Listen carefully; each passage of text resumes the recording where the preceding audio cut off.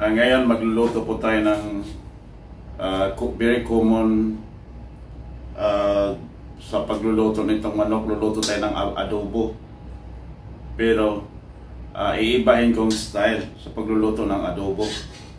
Ngayon, imamarinate ko siya lalagyan ko siya ng garlic. Okay, fresh chopped garlic. And then, pamintang durog, ito. Yun.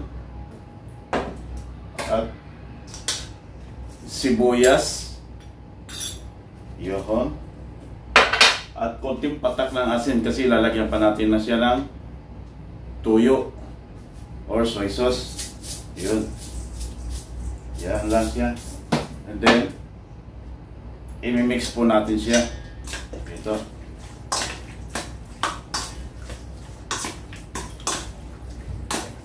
Tapos, i-rest ko siya ng mga 10 minutes para maka-absorb siya ng lasa ng salt natin. Okay? Iiwan ko muna siya na bago siya i-gigisa. Ngayon, sa kawali, papainitin ko lang siya. Hindi ko siya lalagyan ng mantika. Ito yung manok na to. Ilalagay ko siya doon, tatakpan ko nang mahina lang ang apoy. Pagka medyo maluto na siya, saka ko siya lalagyan ng tuyo at saka suka. At yung additional flavor naman na mapalasa sa kanya. Pero hindi ako gumagamit ng sugar. Kahit kailan sa pagkain, hindi ako gumagamit ng sugar. Kasi nagpapadagdag po ng food sugar yan kung gagamit tayo ng asukal. Yung iba gumagamit ng sugar, pero ako sa pagkakusinero ko na mga ilang years na nakalipas, hindi po ako gumagamit ng sugar. Okay? May technique po sa pagpapatamis ng pagkain, lalo na sa adobo. Itong suka, lutuin natin ng mabuti bago natin siya lagyan ng tuyo. Manamis-namis po ang lasa pag naluluto po ang suka. Pagkahilaw ang suka, napaka-asim.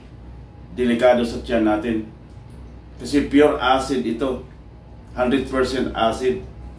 Pagka medyo hilaw ang pagkaluto ng suka, nakakasira din sa tiyan natin. Okay, ngayon po magpapainit na po tayo ng kawali. Ito po ang kawali na ito, walang mantika. Okay? At ngayon, ilulagay ko na po yung ating manok. Ayan na. Tapos tatakpan natin ulit na mahina lang yung apoy. Kasi yung manok, kusang nagmamantika po ito. Pagka dandahan lang po yung apoy para hindi po siya masusunog. Okay? Meron na po siyang garlic, salt and pepper, tapos sibuyas. Yun. Pagka medyo luto na siya, tsaka ko siya lalagyan ng suka at saka tuyo. Okay? Pag naglalagay po tayo ng suka, huwag po natin isabay ang tuyo. Okay? Para maluto po siya ng gusto ang suka. Ayan, tatakpan po natin nang mahina lang po ang apoy. Ayan na po, titingnan na po natin kung tuyo na ba. Ayun, saktong-sakto. Ayan na siya. Tutuyuin pa natin siya ng konti. At maya lalagyan po natin siya ng suka. Okay? Ayan na. Ayan na. Tuyo na po siya. At ngayon, bubuhusan na po natin siya ng suka.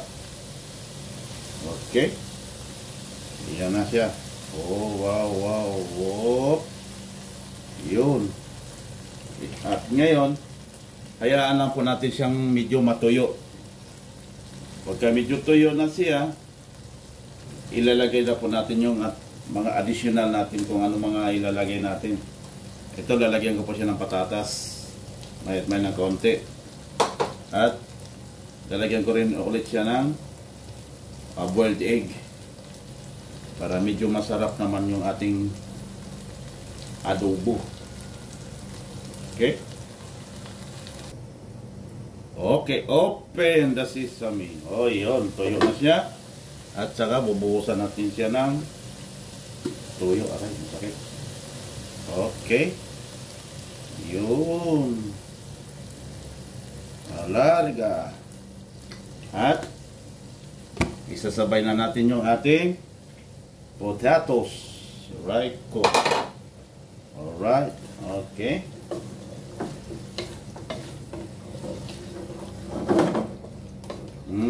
Diba? Ang bango ng amoy. Oh. At pahinaan na po natin yung apoy para maluluto po yung ating patatas. Pag naluto na yung patatas, ilalagay po natin yung ating boiled egg. Ayun, tapos pwede na tayong kumain pag nailagay na po yung ating boiled egg. Oh, abracadabra. Yun. And ngayon, chichikin na po natin yung ating patatas kung malambot na ba. Alright. Yun, malambot na. Pwede na po natin ilagay yung ating hard-boiled egg. Ito, mayroong 4 na piraso. 1, 2, 3, 4. Larga. Larga. Wow, ang bango ng amoy. Oh. At ngayon naman, meron din naman ako ditong sarili ko. Para sa akin lang itong adobo na ito na pang nilalagyan ko ng sibuyas sa ibabaw. Ito po ay nagbibigay siya ng lasa. Pampabango, hindi lang siya pampabango, pampalasa din to. Okay. Pag bago maluto, tapos tatakpan ulit. Paghango mo nito, napakabango ang adobo mo na may kasamang sibuyas. Alright. Ayun, pwede na tayong kumain.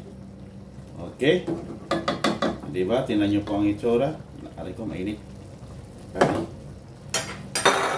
Init na po eh. Ayan na po mga kaibigan. Ma'am and sir, ito na po ang ating simpleng adobo. Na hindi po tayo gumagamit ng mantika sa pagigisa ng manok. Okay. At sana po nag-i-enjoy po kayo dito sa mga niluluto ko. At sana po may nakukuha kayo ng konting kaalaman sa aking pagluluto. Okay. Maraming salamat po sa inyong suporta sa aking YouTube channel. At hanggang dito na lang po. Maraming salamat po sa pagpapanood ninyo. God bless you all. Sana mabubusog ko po yung inyong mga mata sa kakapanood nitong aking mga sinishare sa inyong video. Maraming salamat po sa inyong lahat.